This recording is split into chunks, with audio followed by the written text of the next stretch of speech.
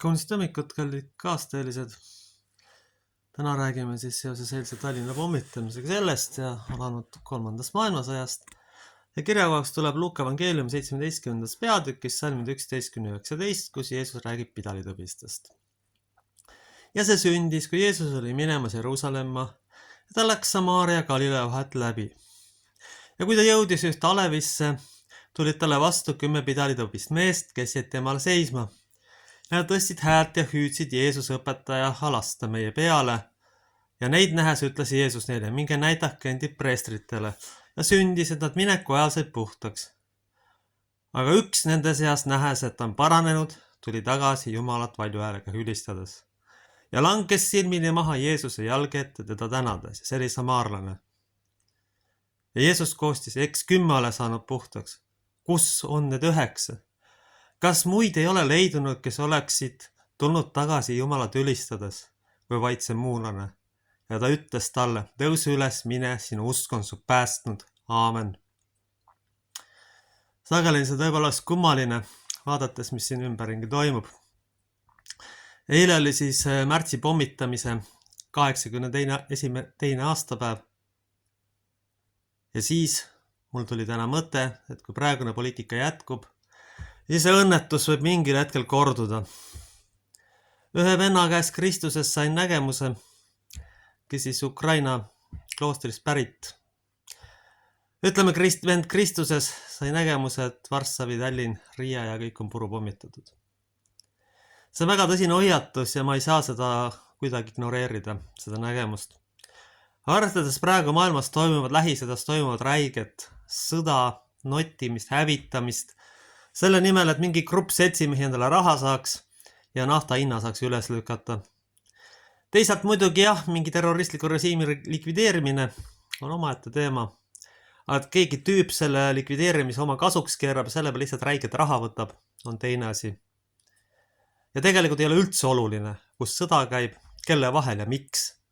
Sest lõppude lõpuks kannatavad kõige rohkem lihtinimesed, kelle elu hävib, kelle äri lastakse õhku, kelle pere tapetakse. Neil ei ole üldse vahet, millistel põhjustel seda tehakse.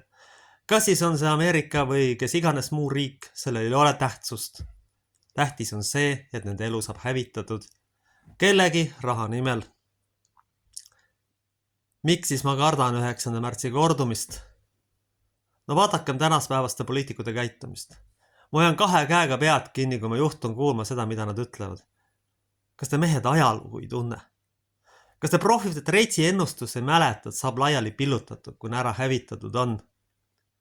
See võib korduda, kui te meelt ei paranda ja samasugust poliitikat edasi lasete. Ma lihtsalt tunnen piisavalt hästi ajalugu inimloomust.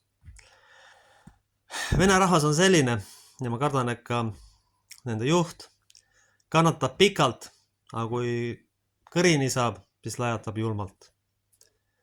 Ja mul on tõsine hirm selles, et üks talentikas rahvas ennast oma orjalikkuse ja mõtleks, et lihtsalt teadmatuse ja kartusega ajaloo prügikasti ajab.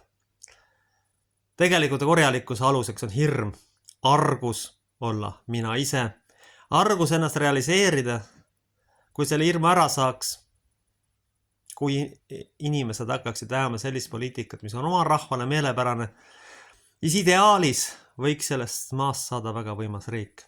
Seda ka ühe sõbra vanaema mulle rääkis, et kui asjad oleks läinud nii nagu vaja, siis oleks Eestis võinud saada Põhjamaade Šveits, aga nüüd on kahjuks saanud temast Põhjamaade Etioopia, mis on kurb ja kahetsusväärne.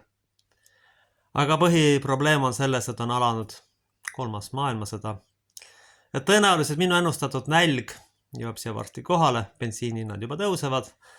Barreli eest küsitakse juba vähemalt $120, mis tähendab tegelikkuses võib-olla juba poole võrra tõusu. Bensiinihinnad lähevad üles, järelikult ka toiduhinnad lähevad üles. Ja kõige hullem, et kannatavad lihti inimesed. Firmad lähevad pankroti, töötus, kõik pommitatakse puruks, nälg, õudus, viletsus.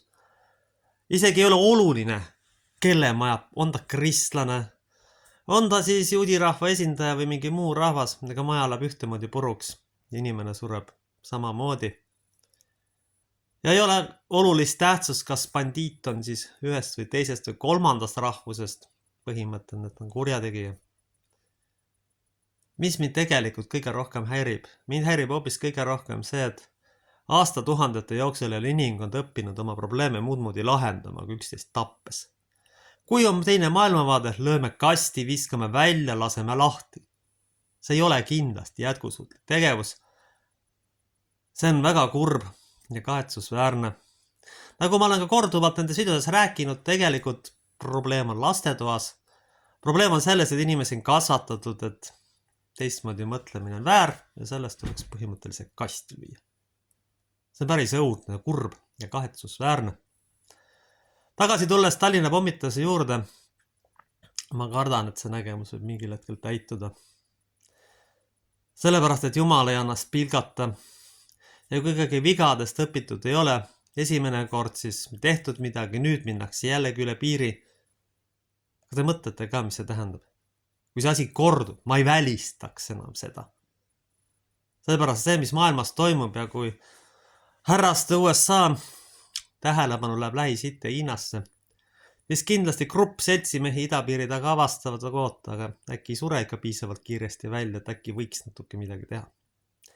Kuigi siiski vaadates madalat iivet ja kõike muud, on see siiski üks paljudest variantidest, mida ei saa siiski välistada, aga ma kardan, et on siis kaks varianti, kas pommid või surevad ise välja. Muidugi inimesed idapiiri taga väga hästi teavad, need üksteisega tülis, need annavad niikuinii üksteist ära, müüvad maha, iivet ei ole, toome võõrad sisse ja põhimõtteliselt oleks justkui sõda võidetud. Aga võib tekkida momente, kus keegi arvab, et ei olegi saaks selle sõja pealt raha teenida ja siis võiks Baltikumis ka natuke inimesi nottida lihtsalt igaks juhuks, selleks, et natuke raha tasku lükata. Tegelikult on ju läbi ajaloo niimoodi olnud, et sõda on tegelikult lihtsalt üks suur äri. Rahvad aetakse omavahel ideoloogiatega tülli, lapsest saadik räägitakse, näete, selle rahva esindajad on pahad, mis on täpselt vastupidine sellele, mida tahab kaasaegne pedagoogika. Ja siis, kui on seda pähe tampitud, siis saab neid parajal ajal sõtta saata, et mingid tüübid saaksid selle sõja pealt korralikud raha teenida. See on väga vana ärimudel. See on tuhandeid aastaid vana. See pole mitte midagi uut ja väike seal.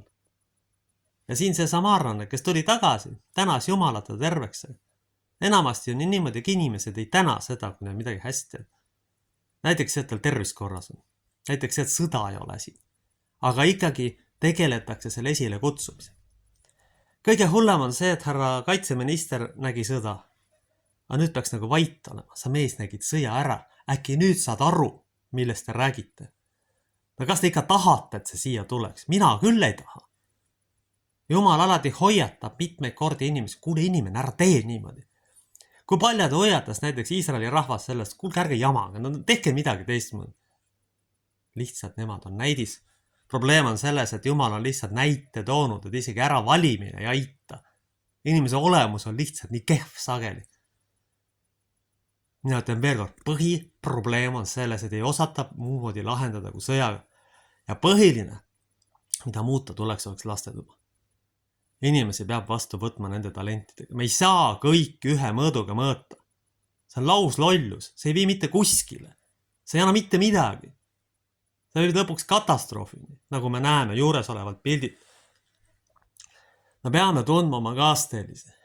Me peame aru saama, et iga rahva hulgas on igasuguseid tüüpe. Loomulikult on elementaarne, et me oma maa huvides seisame. Seal ei ole üldse küsimus. Aga et me vihkame kedagi sellepärast, et mingid seltsimehed poliitikud oma businessid nende peale on ajanud.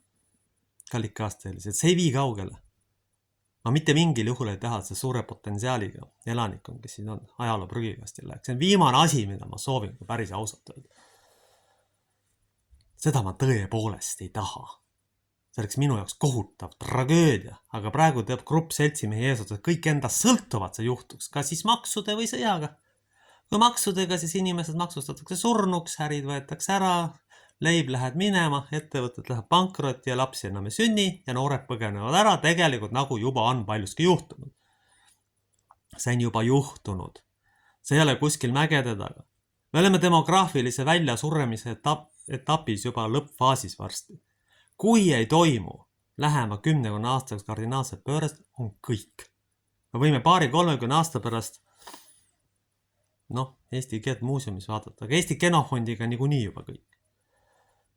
Andku Jumal siis seda, et meile siin 9. märtsi korduks. Aamen.